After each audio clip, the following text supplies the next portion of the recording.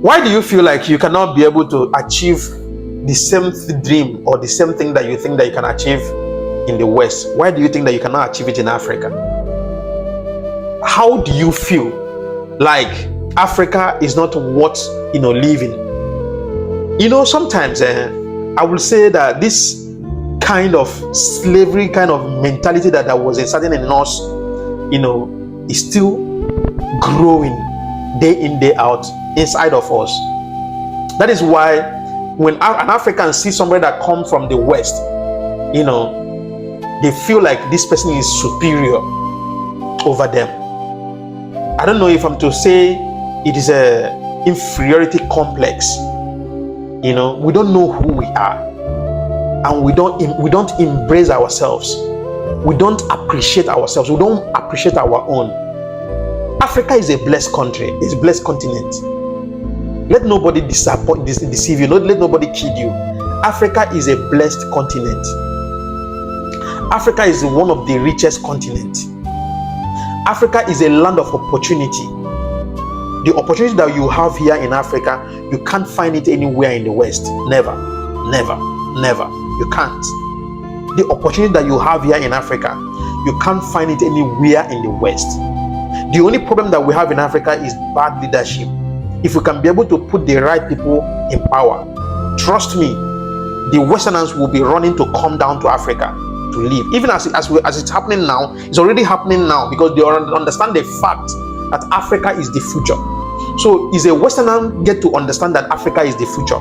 How about you, an African? Why not get to understand that there is that potential, there is that thing special about Africa? Africa have made a lot of people billionaires. There are more opportunities here in Africa than anywhere you can find yourself in the world. I watched a Nigerian brother that was living in Austria. He decided to come back with his family. This guy is a citizen in Austria. The wife is a citizen. The children are citizens because the children were all born there. But at a point, he decided to come back home. And ask me what made him to come back home with his family. What I'm telling you, I'm not telling you, fellas, this is a content creator, a popular person. Ask me why he decided to come back. He said that he was living in bondage while he was in Austria. But mind you, Austria is a very beautiful country with good economy.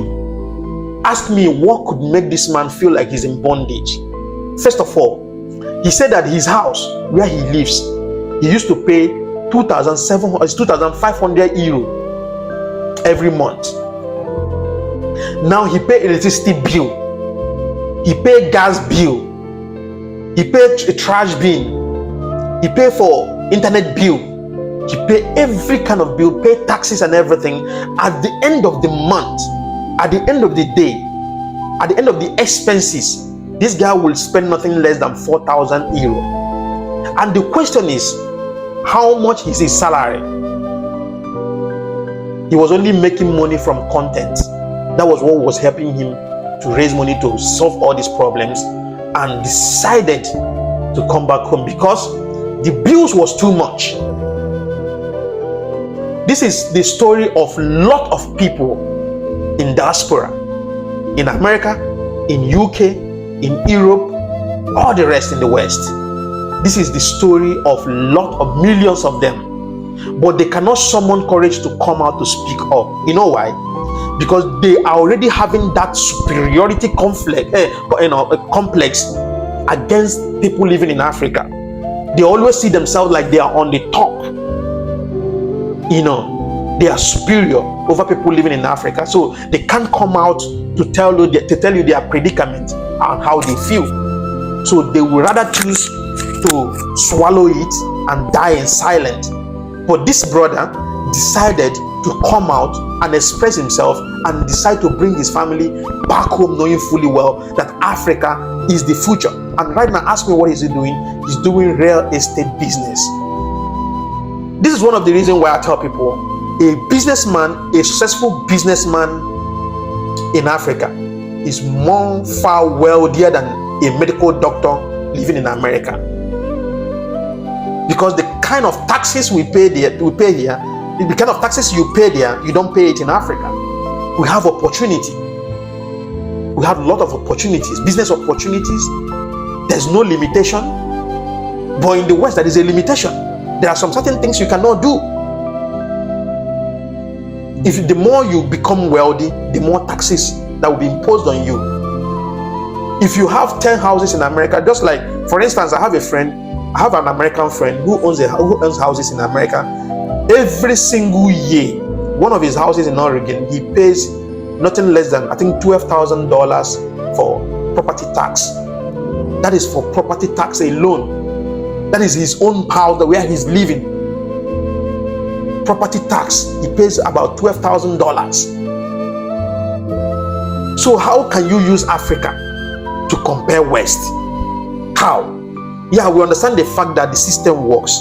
There is good road, there's constant electricity, there's good medical facility. But by the way, the medical facility that you're even talking about, without money, you can't access it. Because first of all, you will have to be paying insurance, medical insurance. And how much do you pay medical insurance? Maybe 200 and something euro every month. You may not even be sick for the whole year. Like somebody like me, I don't get sick.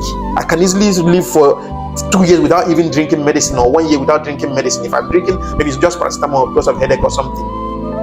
So I can easily live there without falling sick, and I'm still paying, I'm still paying insurance, medical insurance, which I'm not even going to use. So how can you use Africa to compare this kind of Western countries? The bills are too much, and bills are killing them, and they can't summon courage to come and tell you, because they will feel like, if I tell them now, the way they see us now, they will not be seeing us like that again. But not for somebody like me, because I already know how you guys are living. I already know how you guys are living. You're living from hand to mouth. I've decided, if I decide today to take my children out of Africa to go maybe UK just for studies, just because of study, not because I'm going there to go and do business. What kind of business will I go there to do? What business? I'm not a doctor. I'm a businessman. What business can I go and do in UK that will pay me more than what I earn in Africa? You go to Alaba International Market and go and see one small Igbo boy that just did apprenticeship, and he was settled, and he's doing well, going to China, bringing goods that is making every month, he's making nothing less than 10 million. You will tell him to move his load to Europe or America or Canada to go and live. He will abandon his business. Sometimes people don't understand. Africa is a land of opportunity. Let nobody deceive you. In 50 years to come, Europeans will be looking for visa to come to Africa the way we are looking for visa to go to Europe. Mark my word today. I'm telling you, what I'm telling you is an expo that nobody will tell you. As you can see, Africa is growing. We are waking up from our slumber. Innovation is coming up gradually. We are getting enlightened a little bit, and the doors have started opening already. So the next generation that is coming into politics in Africa would definitely turn things around. Africa is the future. In 50 years to come, Europeans will be looking for visa to come to Africa the way we are looking for visa to go to Europe. Let nobody deceive you. What I'm telling you now, nobody else will tell you, but me, I will tell you on my channel. Because Africa is the future. It's a land of opportunity. It's a blessed land. It's a fertile land where businesses thrive. You do your businesses without interruption. That is why you will see a small boy in the village that just finished secondary school. He carry his handbag and run to Lagos. You stay in Lagos 1 year, 2 years, 3 years. You have a shop. 2, 3 years, 4 years, 5 years. You already have a very big shop. Before 10 years, he's already a multi-millionaire. Where? Which part of Europe? Listen. Let me tell you something. Do you know how they survive in the West? They survive by, most of them, in fact, let me tell you something, what you don't know.